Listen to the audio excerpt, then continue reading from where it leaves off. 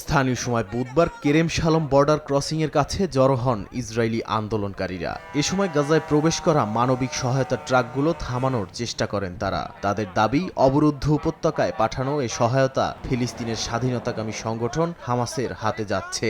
এ সময় আন্দোলনকারীদের ছত্রভঙ্গ করতে বেশ কয়েকজনকে আটক করে পুলিশ। আমি এই আন্দোলনে সামিল হতে এসেছি, গাজায় ত্রাণ সহায়তা বন্ধ করতে এসেছি, কারণ এগুলো সরাসরি হামাসের কাছে যাচ্ছে। শুধু ত্রাণ সহায়তার বিরুদ্ধে অবস্থানরত আন্দোলনকারীরা রাস্তায় নামেননি, ছিলেন মানবিক সাহায্য নিরাপদে পৌঁছে দেওয়ার পক্ষের সমর্থকরাও। তাদের দাবি, গাজার অবস্থা ভয়াবহ, জিম্মিদেরও খাবার নেই, এই অবস্থার উন্নতি জরুরি। আমরা সকালে এখানে এসেছি কারণ কট্টর ডানপন্থীরা মানবিক সহায়তার ট্রাকগুলো অবরোধের চেষ্টা করছিল। আমরা পুলিশের সহায়তায় তাদের পিছু হটতে বাধ্য করি।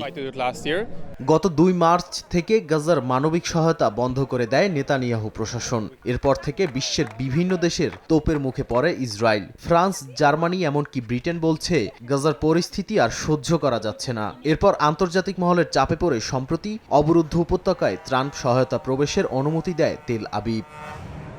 নাদিম মারজান, সময় সংবাদ।